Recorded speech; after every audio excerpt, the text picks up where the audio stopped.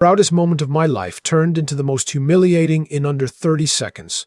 And while my son stood there watching it happen, saying absolutely nothing, I made a decision that would change everything for all of us. My name is not important.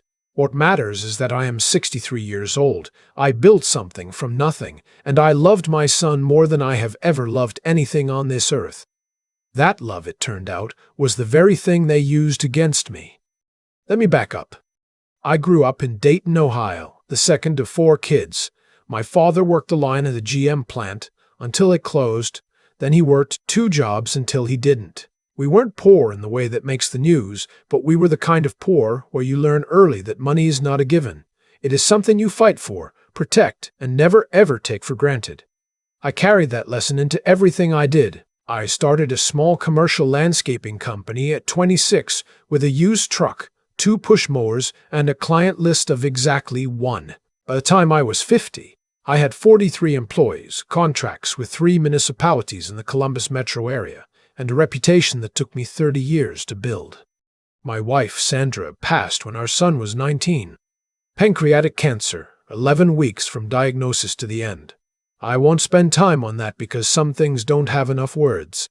What I will say is that after she was gone, my son became my entire reason for continuing. I poured everything I had left into making sure he had every opportunity Sandra would have wanted for him. His name is Kevin. He is 31 now. He got his mother's eyes and, for most of his life, her kindness. He graduated from Ohio State, got into logistics management, and about 4 years ago he met a woman named Cassandra at a work conference in Cincinnati. I tried with Cassandra. I want to be clear about that. From the first dinner Kevin brought her to, a place in Dublin, nice Italian spot. The kind where they refill your water without being asked. I was warm, I was open, I asked questions about her family and her work and her interests. She answered in the way people do when they have already decided they don't like you. Short answers, polite but sealed shut. I thought it was nerves. Kevin assured me it was nerves. It was not nerves. Over the next 2 years, things shifted in ways so gradual I almost didn't notice them. Kevin started canceling our Sunday calls. Then our monthly dinners became every 6 weeks, then every couple of months. When I visited Columbus for a company meeting and suggested we grab lunch, he told me Cassandra had already made plans for them. I was 2 miles from his apartment. We ate lunch by text message. I told myself it was normal. Couples find their rhythm. I didn't want to be that father, the one who makes his son choose, who poisons a relationship because he can't let go. So I held my tongue, and I kept showing up in the ways I was allowed to. When Kevin called me last March to say he and Cassandra were engaged, I told him I was happy for him. And part of me genuinely was. I asked when. I asked where. I asked if there was anything he needed. He said the wedding was set for the following October, a venue outside of Columbus, about 200 guests, the works. Then he paused and said, "Dad, we were hoping you might help with some of the costs." I said, "Of course, I meant it. Sandra would have wanted me to." What followed over the next several months was a masterclass in being used by people who are very good at it. I never received a formal breakdown of costs. What I received was a series of requests, spaced weeks apart, each one framed as casual. The venue deposit came due. The caterer needs a check. Cassandra found a florist she loves, but they want a retainer. I am not a suspicious man by nature. I track my business finances obsessively, but in my personal life, I operate on trust. Kevin was my son. I transferred when he asked. I wrote checks when he sent addresses. I didn't ask for receipts because it felt like asking your son to prove he loves you. By June, I had given a total of $74,000.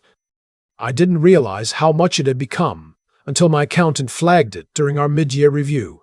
She laid the transfers out on a spreadsheet and looked at me across the conference table the way people look at you when they're trying to figure out how to say something. I told her Kevin was getting married. She nodded slowly and said, "Is Kevin coordinating all of this directly with the vendors?" I said, "I assume so." She said, "You may want to confirm that." I didn't act on it right away. I told myself she was being overly cautious. I went home, poured a bourbon, and sat on the back porch where Sandra and I used to watch the fireflies come up out of the grass on summer evenings. I told myself Kevin was my son and I trusted him, and that was the end of it. But the question sat in the back of my mind like a splinter you can't quite reach. 2 weeks before the wedding, I drove up to Columbus on a Tuesday, a business trip anyway, so it wasn't out of my way, and I stopped by the venue. Not to cause trouble, I told myself I just wanted to see it, wanted to picture the day. The venue coordinator, a pleasant woman named Faye, came out to greet me. I introduced myself as the groom's father. She looked at her screen. She looked at me. She said, "I'm sorry, and you are listed on the contract as—" I said my name. She looked at the screen again and said very carefully, "We don't have that name on this contract. The contract is under Cassandra's mother's name. The payments have come from a personal account." I stood very still. I said, "I see." I drove back to my hotel and sat on the edge of the bed for a long time. I called my accountant. I asked her to pull every transfer I had made since March. Then I called my bank directly and asked for documentation. Then I sat with all of it spread across the desk, and I did the arithmetic. The venue deposit, $8,000. Kevin had sent me a request for $8,000 for the venue. The venue contract listed a deposit of $4,500, paid from an account that was not mine. The caterer, Kevin, had requested $11,000. I found the catering company listed on the venue's preferred vendor sheet and called them the next morning. They confirmed the booking, but said the retainer on file was $6,000, paid by a different party. I went through every line: flowers, photography, the rehearsal dinner reservation, the hotel room block. In each case, the number Kevin had given me was significantly higher than what the vendor had actually received, or, in 3 cases, what had been paid at all. The gap between what I had given and what had been spent on actual wedding expenses was somewhere in the range of $38,000. I am not a man who cries easily. I cried that night, not loudly, just sitting there in a Hampton Inn in Columbus, 63 years old, looking at a spreadsheet, crying for the boy I raised and the man he had apparently decided to become, or been turned into by someone who was very good at seeing opportunity in a father's love. I want to be clear about something. I did not know yet how much Cassandra was involved. Kevin had made the requests. Kevin had my account information. Kevin had asked for the money. But I also knew my son, and the Kevin I raised was not capable of this alone. Someone had taught him how to look at his father and see a resource instead of a person. I hired a private attorney that same week. I laid out the situation, all the documentation, every transfer, every number. She reviewed it and told me that what I had described, the pattern of inflated requests, the diversion of funds from stated purpose, was, in her professional opinion, consistent with fraud. She said if I wanted to pursue it criminally, I had a reasonable case. She said if I wanted to pursue it civilly, I had documentation. I told her I wasn't ready to decide yet. She said, "The wedding is in 12 days. If you're going to act, you should think about timing." I thought about timing. I also started making phone calls, quietly. I did not call the vendors to cancel. Not yet. I wanted to understand the full picture first. But I called my brother in Dayton. I called my accountant again. I called one of Kevin's cousins, a young woman named, well, I'll just say Family, who was in the wedding party and who had, over the past year, sent me a couple of careful, coded text messages that I had been too optimistic to read correctly at the time. She told me what she knew. It came out slowly, the way truth usually does when someone has been holding it a long time and finally feels permission to let it go. Cassandra's mother, Renata. Wait. That name's already used. Her name was Dolores. Dolores had been in financial trouble for some time. A failed real estate venture in Florida, debts she had managed to keep quiet. When Kevin and Cassandra got engaged, the plan, and according to Kevin's cousin, it had been discussed openly in Cassandra's family, was to leverage the wedding costs. Kevin would request amounts from me. The excess over actual vendor payments would go into a joint account that Cassandra and her mother had set up specifically for this purpose. Kevin, according to his cousin, had convinced himself it was a loan, that he would pay me back after the wedding, once he and Cassandra were settled, once things evened out. He had told himself a story about it that let him sleep at night. That is the part that hurt the most, not the money. The story he had told himself, the way he had needed to make it something other than what it was, so he could still look at me at Sunday dinners and call me Dad. The night before the wedding, I sat down and I made a list. Every vendor, every amount they were actually owed versus what Kevin had told me. I called my attorney. I told her I was ready. She said, "What do you want to happen?" I said I wanted the truth to be visible. I wanted there to be consequences that were real and lasting, not just a family argument that got smoothed over at Christmas. I wanted my son to understand, fully, completely, without the ability to revise or minimize what he had participated in. She said, "Give me tonight. I'll have paperwork ready in the morning." The wedding was scheduled for 2 o'clock in the afternoon at a venue called Ashgrove Estate, about 20 minutes outside Columbus, 216 guests, a sit-down dinner reception with a live band, the kind of wedding that costs. Well, the kind of wedding that cost what Kevin told me it cost, even though it didn't actually cost that much. I arrived at 11, not to the venue. I arrived at the parking lot of a Panera down the road, and I sat in my truck and I went through everything one more time. My attorney had filed a civil fraud complaint the previous evening. She had also, and this was at my explicit request, contacted the Columbus Police Department's Financial Crimes Unit with the documentation. A detective named Paulson had called me that morning to confirm he had reviewed the material and that there was sufficient basis to proceed. He said they would have officers available if I needed them present. I said I would let him know. At 12:30, I called Kevin. He answered on the second ring, sounding distracted, clearly in the middle of getting ready. I said, "Kevin, I need you to hear me out for a few minutes, and I need you not to say anything until I'm finished." He said, "Dad, today's not." I said, "I know what you did." Long silence. I said, "I know about every transfer.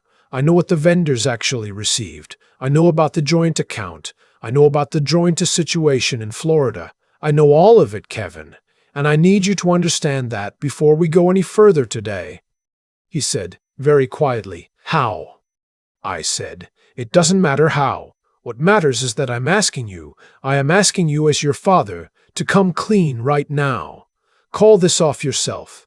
That is the only version of today where you come out with any dignity intact." He was quiet for a long time. Then I heard her voice in the background, Cassandra, asking who he was talking to. He said, "My dad." I heard her say, low and sharp, "Hang up." He said, "Dad, I have to go." I said, "Kevin." He hung up. I sat in the Panera parking lot for a few minutes. Then I opened my phone, and I made the calls I had spent the previous 3 days preparing to make. I called the venue. I told Faye that I would not be honoring any financial obligation for the event, and I provided the reference number from my attorney's letter. She was professional and calm. She said she understood and would need to speak with the contracting party. I called the caterer. Same message. I called the photographer, the florist, the DJ, the company providing the tent and outdoor lighting, the bakery handling the cake. To be clear, these vendors had been paid, from the account Kevin had set up, using money I had given him, some of it, and some of it apparently from Cassandra's own funds. They were not left without payment. What I was doing was removing myself entirely from any further financial involvement and ensuring there was a documented record that I had done so. But the venue had a specific clause. Because the account listed on the primary contract had a pending payment due the day of the event for the final balance, and because I had been identified in my own calls as a guarantor, my withdrawal triggered a hold on final services pending resolution. Faye was very clear about what that meant. The ballroom could not be opened for the reception until it was resolved. I called Detective Paulson and told him I was heading to the venue. I arrived at Ashgrove Estate at 1:15. The ceremony was still scheduled. The grounds were beautiful. Early October in Ohio is genuinely gorgeous, the maples going gold and red, the light doing that late afternoon thing that makes everything look slightly unreal. I noticed all of it. I noticed it the way you notice things when you are trying to stay calm. I found a spot near the entrance and I waited. At 1:40, Kevin came around the side of the building. He was in his suit, which was a dark navy I didn't recognize, and he looked like my son, and he looked like a stranger at the same time. He saw me and stopped walking. I said, "I'm not here to make a scene." He said, "Then why are you here?" I said, "Because you're my son, and I'm not going to let today happen without you knowing exactly what you've done and what the consequences are going to be." He started to say something, and then Cassandra appeared at the door behind him, and behind her, her mother, Dolores. Dolores looked at me the way people look at a problem they thought they had already solved. Cassandra said, "You need to leave." I said, "I'll leave when I've said what I came to say." She said, "This is our wedding day. You're not welcome here." And there it was. The sentence I'd been half expecting and half hoping wouldn't come. The sentence that made everything that followed not a choice, but a consequence. I looked at Kevin. I said, "You hear that? I funded this day and I'm not welcome at it. Is that who you want to be?" He looked at the ground. I said, "I've already spoken to every vendor. I've already filed with the civil court. And there are 2 officers from the Columbus PD Financial Crimes Unit who are available to come out here right now if I call them. What happens in the next 60 seconds depends entirely on what you decide to do." Dolores said, "You wouldn't." I said, "Ma'am, I already did. The question is whether they come today or whether we handle this civilly and quietly and your daughter and my son face the consequences like adults instead of in front of 200 people. The silence lasted about 4 seconds. I counted. Kevin looked up. He looked at Cassandra. He looked at her mother. And then he did something I had not fully allowed myself to hope for. He said, "Mom, Dolores, step inside." Cassandra said, "Kevin?" He said, "Please." They went inside. Kevin stood there in his navy suit on the gravel path between the parking lot and the most expensive event of his life, and he looked like he was about 22 years old. He said, "I told myself it was alone." I said, "I know." He said, "I know that doesn't make it." I said, "No, it doesn't." He said, "What happens now?" I said, "That's not entirely up to me anymore. The civil complaint is filed. The police have the documentation. Those things move at their own speed. What is up to you is what you do in the next hour. You can walk back in there and get married and let today happen and deal with what's coming after. Or you can walk back in there and tell 200 people that the wedding is not happening today." He said, "You're asking me to cancel my own wedding." I said, "I'm telling you what your options are. You're 60% through a marriage that started with deceiving your father. You want to think hard about what the other 40% looks like." He stood there a long time. The October light was doing the thing I mentioned earlier, the gold and red thing, and a gust came through and took a handful of leaves off the maple by the entrance. He said, "I need a few minutes." I said, "You have them." I went and sat on a bench by the parking lot. I called my brother and told him where things stood. I did not call Detective Paulson. Not yet. 17 minutes later, Kevin came back out. He said, "I told her we're postponing." I said, "What did she say?" He said, "A lot of things, and then she left." I said, "And Dolores?" He said, "Left with her." I sat with that for a moment. Then I said, "You're going to have to tell people inside." He said, "I know." I said, "Do you want me to come with you?" He looked at me for a second. He said, "Yay, I do." We walked into the venue together. 216 people in their good clothes, seated on rented chairs with their phones and their programs and their expectations. Kevin stood at the front of the room and told them, in a voice that cracked once, that the wedding was not going to happen today. He did not give details. He did not throw anyone under a bus. He said there were serious issues that needed to be worked through privately and that he was sorry for bringing everyone out. There was a silence in that room that I will remember for the rest of my life. Afterward, people filed out with the strange quiet of a crowd that has witnessed something they cannot yet categorize. Some of them hugged Kevin. Some of them looked at me. A few old friends of mine, people who had known Kevin since he was in Little League, clapped me on the shoulder without saying anything. The civil case took 11 months to resolve. Cassandra's mother ultimately agreed to a repayment plan after her attorney confirmed the fraud documentation was strong enough that a jury trial would go badly. Kevin cooperated fully with the civil process, which his attorney said would be considered in any subsequent proceedings. No criminal charges were ultimately filed. Detective Paulson told me the DA's office had reviewed the cooperation agreement and decided that the civil resolution, combined with full repayment, satisfied the public interest standard. I accepted that. It has not been a straight line since then. Kevin and I have had hard conversations, long ones, the kind where no one wins and both people leave a little raw. He has been in therapy. He told me in one of those conversations that Cassandra had spent 2 years systematically isolating him, from his college friends, from his cousin, from me, until I existed in his mind as more of a funding source than a father. I believe him. I also believe he made choices. He knows I believe both things. Dolores repaid the last installment 4 months ago. I deposited the check and I sat with it for a while, and then I called Kevin and told him. He said, "How do you feel?" I said, "Tired, mostly." He said, "I'm sorry, Dad." I've heard those words a lot in the past year. I am still figuring out what to do with them. What I know is this: I spent 40 years building something worth protecting. The business, the reputation, the life Sandra and I made. I almost let love for my son make me its demolition crew. What saved me wasn't anger. It wasn't revenge exactly. It was the same thing that built the company in the first place: paying attention, doing the math, and refusing to look away from what the numbers were telling me. Kevin came to Dayton for Thanksgiving. It was the two of us and my brother's family, and too much food and a football game neither of us cared about. At some point, late in the afternoon, Kevin fell asleep on the couch the way he used to when he was a teenager, one arm over his face, completely gone. I sat in the chair across from him, and I watched him sleep, and I thought about Sandra, and I thought about Dayton, and I thought about a kid, and a used truck, and a client list of exactly one. Some things you lose. Some things, if you're paying attention and you refuse to fund your own destruction, you get to keep.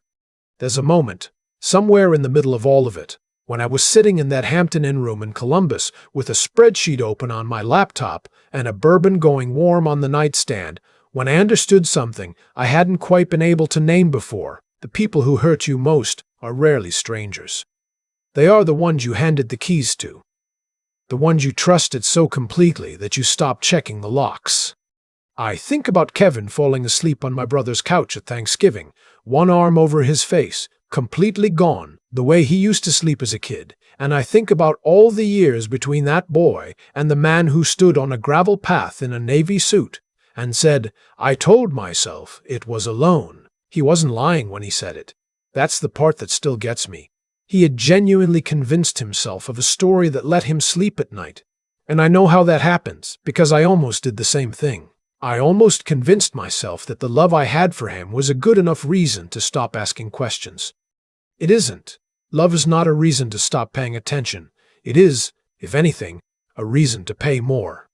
What saved me wasn't anger, and it wasn't some dramatic moment of clarity. It was my accountant asking a quiet question across a conference table. It was 30 years of habit, the habit of doing the math, of not looking away from what the numbers say, even when the numbers say something you don't want to hear. That habit is not glamorous. Nobody builds a statue for the guy who reconciles his bank statements. But it is the same discipline that built the company, that got me through the 11 months after Sandra died, that got me through the 11 months of civil proceedings after Ashgrove Estate. Intellectual honesty, the willingness to see clearly even when it costs you, is not a gift. It is a practice. You build it slowly, over years, and then one day you need it badly, and it is either there or it isn't. The moral weight of what Kevin did is something he has to carry. I'm not interested in carrying it for him. What I am interested in, what I have spent the better part of this past year thinking about, is my own part, not in the fraud, in the conditions that made the fraud possible. I made it easy to take from me because I made it a point of pride not to ask for accountability from someone I loved. I called that trust. It was closer to avoidance. Real integrity, I've come to think, is not just about your own conduct. It is about requiring honesty from the people in your life, and being willing to accept what you find when you look. And then there is the third thing. The thing my father had without ever naming it. The refusal to stay down. Dolores made her last repayment 4 months ago. Kevin came to Dayton for Thanksgiving. Neither of those outcomes was guaranteed. Both of them required me to keep moving when the easier thing would have been to fold, to write it off, to decide that 63 was too old to fight for what was right. It isn't. It is never too old. The only thing that makes a man truly finished is the decision to stop. Sandra used to say that the measure of a person is what they do with the hard parts. I don't know that I handled this perfectly, but I didn't fund my own destruction. And in the end, I didn't lose my son. For a man sitting alone in a Hampton Inn with a warm bourbon and a very bad spreadsheet, that turns out to be enough.